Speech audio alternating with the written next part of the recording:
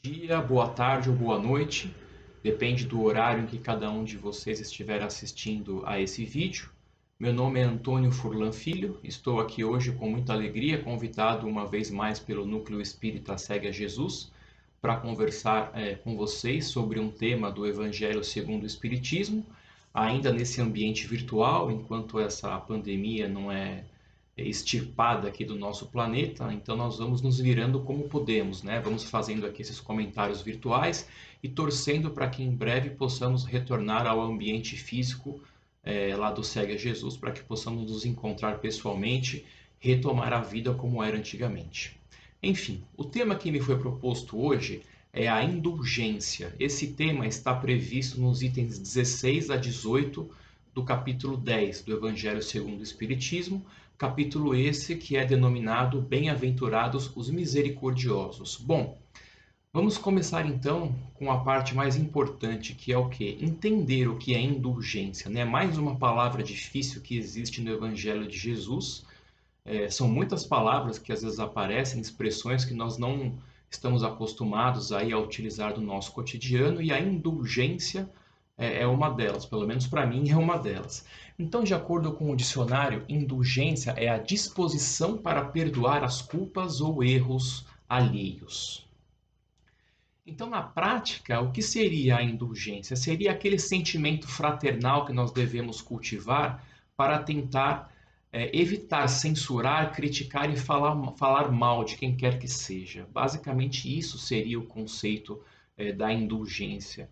E aí eu posso fazer aqui uma pergunta, mas por que nós devemos cultivar esse sentimento da indulgência? Porque muitas vezes nós temos o mesmo defeito ou um defeito até pior do que aquele que nós queremos criticar no nosso próximo.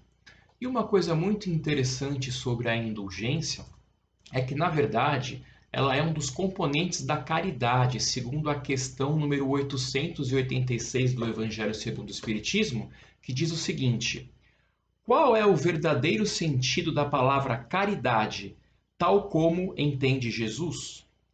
E a resposta é: benevolência para com todos, indulgência para com as imperfeições alheias e perdão às ofensas. Para poder ilustrar de uma forma ainda melhor aqui esse conceito da indulgência, da forma como ele foi explorado aqui no Evangelho segundo o Espiritismo, eu vou ler aqui 3 frases. Eu sei que não é legal ficar lendo coisas em palestra, pessoal, mas como são só 3 frases, eu acho que vocês vão ter a paciência aí de me ouvir, porque vai valer muito a pena. Então, esse trecho do Evangelho segundo o Espiritismo diz o seguinte: caros amigos, sede severos convosco mesmos e indulgentes com a fraqueza dos outros. Essa é também uma forma de praticar a caridade que bem poucas pessoas observam. Vejam só o link que ele fez aqui com a pergunta do Livro dos Espíritos que eu acabei de ler para vocês, né? Que a indulgência é uma outra face da caridade, é um dos componentes da caridade. E aqui ele prossegue dizendo: todos vós tendes más tendências a vencer, defeitos a corrigir e hábitos a modificar. E aí ele faz aqui um questionamento muito interessante. Por que então ser tão clarividentes quando se trata do próximo e tão cegos para convosco? Quando deixareis de observar no olho de vosso irmão o argueiro que o fere, sem perceber a trave que vos cega e que vos faz caminhar de queda em queda? Então vejam só que esse trecho aqui do Evangelho, ao falar sobre a indulgência, ele faz referência direta àquela parábola de Jesus sobre o argueiro e a trave no olho. Essa parábola é bem conhecida, imagino que todos vocês já tenham ouvido essa parábola alguma vez na vida. E mais uma vez aqui é importante a questão conceitual, né? O que é um argueiro? O que é uma trave? A trave é de futebol que a gente está acostumado a ver nos jogos? Não, não é bem isso. Para que não haja nenhuma dúvida sobre o conceito dessa parábola, vamos lá. O argueiro é um cisco, certo? Um cisco no olho da pessoa. E a trave seria uma viga de madeira, ou seja, uma tora de madeira, um pedaço grande de madeira. E o que é que essa parábola de Jesus diz basicamente? Ela diz que a pessoa se preocupa em tirar o argueiro que está no olho do próximo, ou seja, em tirar o cisco que está no olho ali do próximo, só que ela não enxerga a trave que existe no seu próprio olho, ou seja, ela não percebe aquela viga de madeira, aquele tronco de madeira cravado no seu próprio olho, e ainda assim ela se preocupa em querer tirar o cisco do seu irmão, em tirar o cisco do olho do seu próximo. Então Jesus diz: olha, primeiro se preocupe em perceber que você tem uma trave no seu olho, se preocupe em tirar essa trave do seu olho para que só então você possa se preocupar em tentar retirar o argueiro ou o cisco do olho do seu irmão, do olho do seu próximo. Isso é muito interessante e para ilustrar bem essa parábola de Jesus, tem uma historinha bem curiosa que eu li em algum lugar e que eu vou contar aqui para vocês de forma bem resumida, que é a seguinte: um casal recém-casado se mudou lá para sua casa nova, em uma vizinhança nova, e quando estavam ali na cozinha tomando café da manhã, a esposa olhou ali pela janela da sala e viu a vizinha estendendo os seus lençóis no varal. E aí ela olhou ali para aqueles lençóis, achou meio estranho e comentou com o marido: Nossa, querido, que estranho, né? A nossa vizinha aí está colocando os lençóis sujos no varal. Será que ela não sabe como é que se lava um lençol? Eu queria ser próxima dela, eu queria ter intimidade com ela para que eu pudesse ensiná-la a lavar os lençóis, porque não é possível que alguém coloque um lençol sujo desse no varal para secar. E aí, passados 2, 3 dias, seja lá quanto tempo for, a mulher lavou de novo os lençóis e foi estendê-los ali no varal. E novamente a esposa comentou com o marido: Meu amor, não é possível, olha só, de novo aquela vizinha colocando os lençóis sujos pendurados no varal. Não é possível que ela não saiba lavar esses lençóis. Eu tenho que dar um jeito de tentar falar com ela, tenho que tentar ensiná-la a lavar os lençóis. Como é que ela pode fazer uma coisa dessa? Não é possível. E aí, mais alguns dias depois, a mesma cena se repetiu. E a esposa novamente foi lá comentar com o seu marido sobre o lençol da vizinha, dizendo: Nossa, não é possível, como é que pode? O lençol dela está sujo, assim por diante. Até que um dia, para surpresa daquela esposa, a vizinha estava estendendo os lençóis no varal e os lençóis estavam super limpos, branquinhos, sem nenhum pingo de sujeira. E ela ficou admirada, né? E falou: Nossa, meu amor, veja só, finalmente a vizinha aprendeu a lavar roupa? Será que alguma outra vizinha a ensinou como é que se lavam os lençóis? Ou será que alguém emprestou um sabão que funciona? Porque como é que pode, né? Ela sempre pendurava os lençóis sujos e agora os lençóis dela estão limpinhos, estão branquinhos. E aí o marido então a interrompeu e disse: Querida, não foi isso. Na verdade, hoje eu acordei cedinho e limpei bem a vidraça aqui da nossa janela da cozinha, que estava suja e que fazia com que você enxergasse que eram os lençóis da vizinha que estavam sujos, quando na verdade era a nossa vidraça. Imagine só a cara da esposa, né, quando ouviu o marido esclarecendo ali o que ele havia feito e qual era a real situação, né? E o que essa historinha nos traz aqui, né, em conjunto com a parábola da trave e do argueiro no olho, né? Ela mostra a importância de que nós temos que refletir, né? Antes de criticar uma pessoa, nós temos que fazer um exame de consciência ali e verificar os nossos próprios defeitos, né? Porque muitas vezes nós temos um defeito igual ou até pior que aquele da pessoa que está ao nosso lado, como eu disse aqui no começo da nossa conversa, né? Então, com base nisso, a gente poderia fazer aqui um apanhado aqui de 3 características básicas da pessoa indulgente, né? E qual seria aqui a primeira característica? Quando uma pessoa indulgente percebe, enxerga ali um defeito no seu próximo, seja ele quem for, ela faz um exame de consciência. Para quê? Para que ela verifique se ela não tem esse mesmo defeito que ela quer criticar ou se ela não tem um defeito ainda pior do que aquele que ela pretende criticar no seu próximo. E qual seria a segunda característica da pessoa indulgente?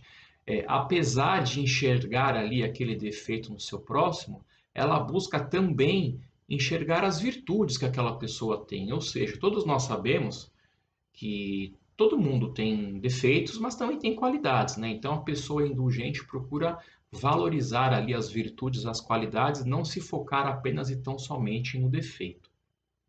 E a terceira e última característica da pessoa indulgente seria o fato de que quando ela vai falar com aquela pessoa sobre o defeito, ela age de uma forma caridosa, de uma forma fraterna, para não magoar ou para não ferir os sentimentos daquela pessoa com a qual ela vai conversar. Então, basicamente, seriam essas as três principais características da pessoa que é realmente indulgente.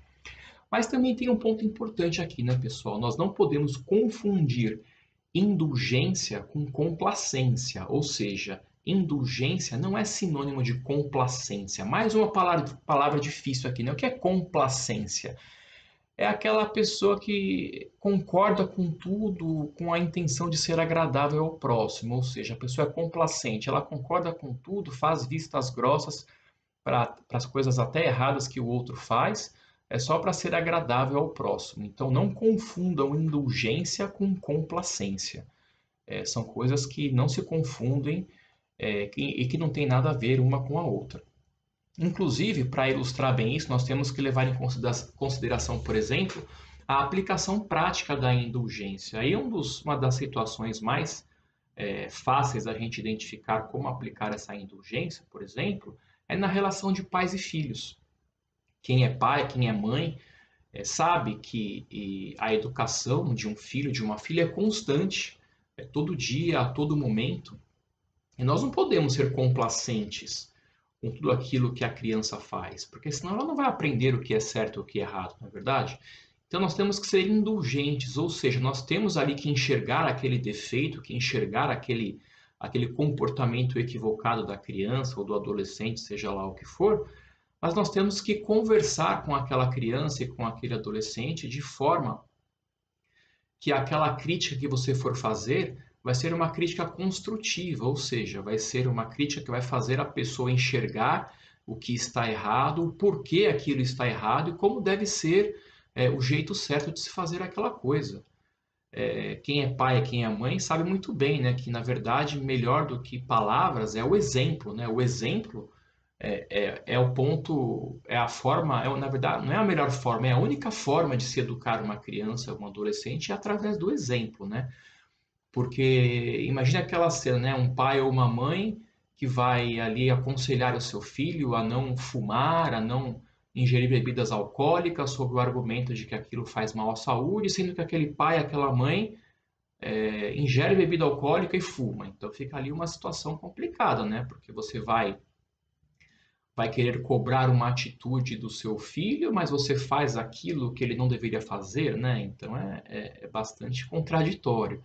Então nós temos que ser indulgentes com os nossos filhos no sentido de repreender a atenção deles quando for preciso de uma forma adequada, né? Ou seja, mostrando o porquê que aquilo está errado e como deve ser o jeito certo. E isso não é fácil, a gente sabe disso. Tem muitas vezes que a gente fica nervoso, fala coisas que não deveria falar, mas esse é o nosso exercício diário. Ninguém é perfeito aqui, né? Então nós estamos na vida para aprender, a vida é uma grande escola. Então esse é mais um desafio aí lançado a todos nós, né? Principalmente para quem é pai e mãe, como educar e ser indulgente ao mesmo tempo. Um outro exemplo prático da indulgência pode ser mencionado, por exemplo, no ambiente de trabalho, né? Nós não podemos ser complacentes com as coisas erradas que eventualmente um subordinado nosso venha a fazer. Muito pelo contrário, nós temos que ser indulgentes. Nós temos que enxergar ali aquele defeito ou aquela coisa errada que a pessoa fez. E aí vem a característica da pessoa indulgente, né? Nós não temos que chamar a atenção daquele subordinado na frente de todo mundo, nós não temos que humilhar aquele subordinado na frente dos seus companheiros de trabalho, muito pelo contrário. Isso quem faz é a pessoa que não é indulgente.